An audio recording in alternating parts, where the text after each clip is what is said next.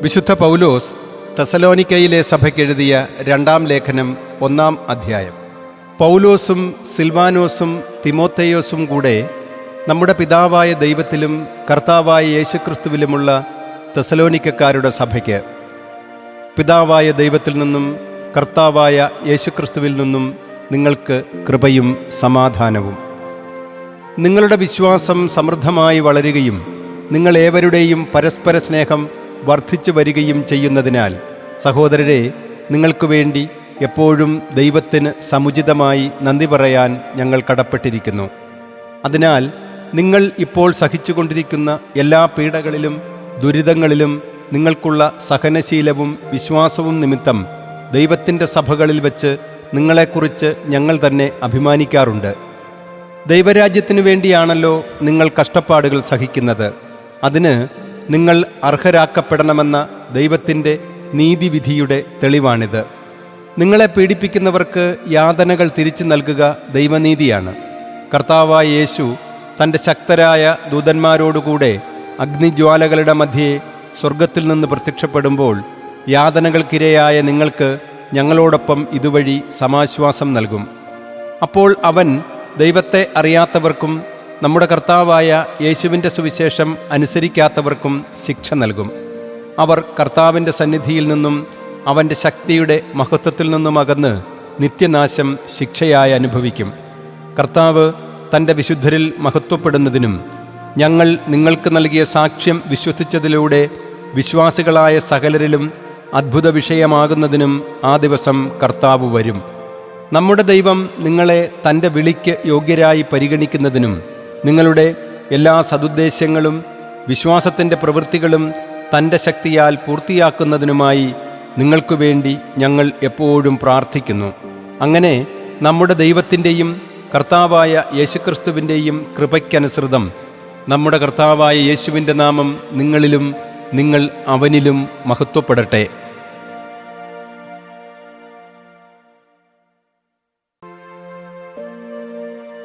വിശുദ്ധ പൗലോസ് തെസലോനിക്കയിലെ സഭയ്ക്കെഴുതിയ രണ്ടാം ലേഖനം 2-ാം അധ്യായം. നമ്മുടെ കർത്താവായ യേശുക്രിസ്തുവിൻ്റെ പ്രത്യാഗമനത്തെയും അവൻ്റെ സന്നിധിയിലുള്ള നമ്മുടെ സമാഗമത്തെയും കുറിച്ച്, സഹോദരരെ, ഞങ്ങൾ നിങ്ങളോട് അപേക്ഷിക്കുന്നു.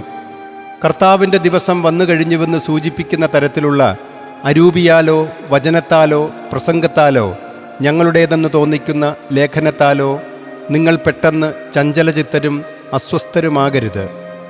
ആരും നിങ്ങളെ ഒരു വിധത്തിലും വഞ്ചിക്കാതിരിക്കട്ടെ. എന്തെന്നാൽ ആദ്യം വിശ്വാസത്യാഗമുണ്ടാകുകയും നാശത്തിൻ്റെ സന്താനമായ അരാജകത്വത്തിൻ്റെ മനുഷ്യൻ പ്രത്യക്ഷപ്പെടുകയും ചെയ്യേണ്ടിയിരിക്കുന്നു. ദൈവമെന്ന് വിളിക്കപ്പെടുന്നതോ ആരാധനാവിഷയമായിരിക്കുന്നതോ ആയ എല്ലാറ്റിനെയും അവൻ എതിർക്കുകയും അവയ്ക്കുമേൽ തന്നെ ഉയർത്തുകയും ചെയ്യും. സ്വയം ദൈവമായി പ്രഖ്യാപിച്ചുകൊണ്ട് അവൻ ദൈവത്തിൻ്റെ ആലയത്തിൽ സ്ഥാനം പിടിക്കും. ഞാൻ നിങ്ങളോടുകൂടെ ആയിരുന്നപ്പോൾ ഇക്കാര്യം പറഞ്ഞത് ഓർക്കുന്നില്ലേ? അവൻ്റെ സമയത്ത് മാത്രം വെളിപ്പെടേണ്ടതിന് ഇപ്പോൾ അവനെ തടഞ്ഞു നിർത്തുന്നത് എന്താണെന്ന് നിങ്ങൾക്കറിയാമല്ലോ. അരാജകത്വത്തിൻ്റെ നിഗൂഢശക്തി ഇപ്പോഴേ പ്രവർത്തിച്ചുകൊണ്ടാണിരിക്കുന്നത്. അവനെ തടഞ്ഞു നിർത്തിയിരിക്കുന്നവൻ വഴിമാറിയാൽ മാത്രം മതി. അപ്പോൾ അരാജകമൂർത്തി പ്രത്യക്ഷപ്പെടും. കർത്താവായ യേശു തൻ്റെ വായിൽ നിന്നുള്ള നിശ്വാസം കൊണ്ട് അവനെ സംഹരിക്കുകയും തൻ്റെ പ്രത്യാഗമനത്തിൻ്റെ പ്രത്യക്ഷീകരണത്താൽ അവനെ ഇല്ലാതാക്കുകയും ചെയ്യും. അവൻ്റെ ആഗമനം സാത്താൻ്റെ പ്രവർത്തനപ്രകാരം എല്ലാ ശക്തിയോടും അടയാളങ്ങളോടും വ്യാജമായ അത്ഭുതങ്ങളോടും അവരെ രക്ഷിക്കുന്ന സത്യത്തിൻ്റെ സ്നേഹം തിരസ്കരിക്കുന്നതുകൊണ്ട് നശിച്ചു പോകുന്നവരോടുള്ള ദുഷ്ടതയുടെ എല്ലാവിധ വഞ്ചനകളോടും കൂടെ ആയിരിക്കും. അതിനാൽ വ്യാജമായത് വിശ്വസിക്കാൻ പ്രേരിപ്പിക്കുന്ന ഒരു മിഥ്യാബോധം ദൈവം അവരിലേക്ക് അയക്കുന്നു. തത്ഫലമായി സത്യത്തിൽ വിശ്വസിക്കാതെ ദുഷ്ടതയിൽ സന്തോഷിക്കുന്നവരെല്ലാം കുറ്റം വിധിക്കപ്പെടും. എന്നാൽ കർത്താവിൻ്റെ പ്രിയപ്പെട്ട സഹോദരരെ, ആത്മാവ് മുഖേനയുള്ള വിശുദ്ധീകരണത്താലും സത്യത്തിലുള്ള വിശ്വാസത്താലും രക്ഷയ്ക്കുള്ള ആദ്യഫലമായി നിങ്ങളെ ദൈവം തിരഞ്ഞെടുത്തിരിക്കുന്നതിനാൽ നിങ്ങൾക്ക് വേണ്ടി എപ്പോഴും ദൈവത്തിന് കൃതജ്ഞതയർപ്പിക്കാൻ ഞങ്ങൾ കടപ്പെട്ടിരിക്കുന്നു. നമ്മുടെ കർത്താവായ യേശുക്രിസ്തുവിൻ്റെ മഹത്വം നിങ്ങൾക്ക് ലഭിക്കുന്നതിനു വേണ്ടി ഞങ്ങളുടെ സുവിശേഷത്തിലൂടെ അവിടുന്ന് നിങ്ങളെ വിളിച്ചു. അതിനാൽ സഹോദരരെ, നിങ്ങൾ ഉറച്ചു നിൽക്കുകയും ഞങ്ങളുടെ വചനം മുഖേനയോ കത്തുമുഖേനയോ നിങ്ങൾ പഠിച്ചിട്ടുള്ള പാരമ്പര്യങ്ങൾ മുറുകെ പിടിക്കുകയും ചെയ്യുവിൻ. നമ്മുടെ കർത്താവായ യേശുക്രിസ്തുവും നമ്മെ സ്നേഹിക്കുകയും നമുക്ക് കൃപയാൽ നിത്യമായ ആശ്വാസവും നല്ല പ്രത്യാശയും നൽകുകയും ചെയ്ത നമ്മുടെ പിതാവായ ദൈവവും നിങ്ങളുടെ ഹൃദയങ്ങളെ ആശ്വസിപ്പിക്കുകയും എല്ലാ നല്ല പ്രവൃത്തിയിലും വചനത്തിലും സ്ഥിരപ്പെടുത്തുകയും ചെയ്യട്ടെ.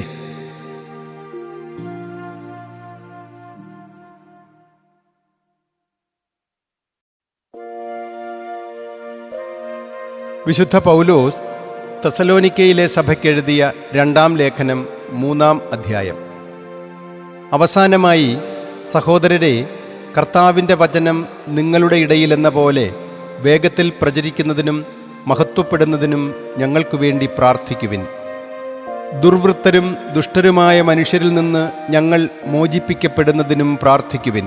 കാരണം വിശ്വാസം എല്ലാവർക്കുമില്ല, എന്നാൽ കർത്താവ് വിശ്വസ്തനാണ്. അവിടുന്ന് നിങ്ങളെ സ്ഥിരപ്പെടുത്തുകയും ദുഷ്ടനിൽ നിന്ന് കാത്തുകൊള്ളുകയും ചെയ്യും. നിങ്ങളെ സംബന്ധിച്ചാകട്ടെ, ഞങ്ങൾ കൽപ്പിക്കുന്ന കാര്യങ്ങൾ നിങ്ങൾ ചെയ്യുന്നുണ്ടെന്നും ഇനിയും ചെയ്യുമെന്നും കർത്താവിൽ ഞങ്ങൾക്ക് ദൃഢമായ വിശ്വാസമുണ്ട്. ദൈവത്തിൻ്റെ സ്നേഹത്തിലേക്കും ക്രിസ്തുവിൻ്റെ സഹനശക്തിയിലേക്കും കർത്താവ് നിങ്ങളുടെ ഹൃദയങ്ങളെ നയിക്കട്ടെ.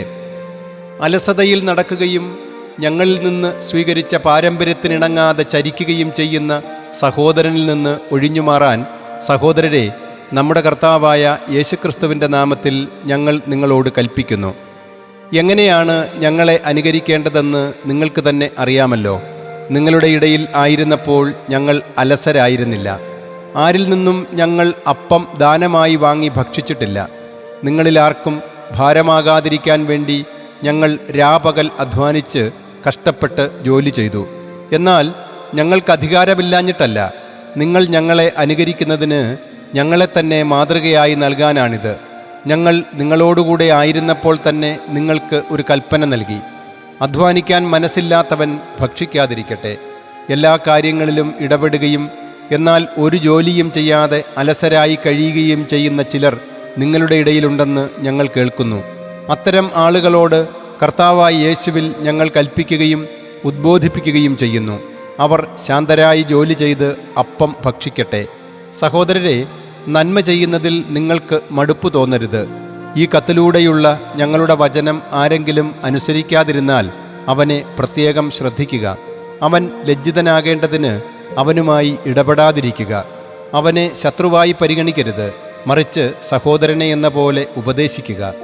സമാധാനത്തിൻ്റെ കർത്താവ് തന്നെ നിങ്ങൾക്ക് എക്കാലത്തും എല്ലാവിധത്തിലും സമാധാനം നൽകട്ടെ. കർത്താവ് നിങ്ങളെല്ലാവരോടും കൂടെ. ഈ അഭിവാദനം പൗലോസായ ഞാൻ എൻ്റെ കൈകൊണ്ട് തന്നെ എഴുതുന്നു. എല്ലാ കത്തുകളിലും ഇതുതന്നെ അടയാളം. ഇങ്ങനെയാണ് ഞാൻ എഴുതുന്നത്. നമ്മുടെ കർത്താവായ യേശുക്രിസ്തുവിൻ്റെ കൃപ നിങ്ങളെല്ലാവരോടും കൂടെ.